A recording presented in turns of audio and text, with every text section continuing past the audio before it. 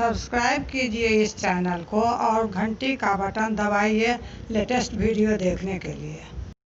कुइयाँ पर कबूतर बोले, बंगला पर मोर है, मरबा पर बरुआ बोले, हमरो जनाऊ है, मरबा पर बरुआ बोले, हमरो जनाऊ है, मरबा के आसे पासे बाबा आपन है, दियौ बाबा दियौ बाबा, हमरो जनाऊ है, दियौ बाबा दियौ बाबा, हमरो जनाऊ है।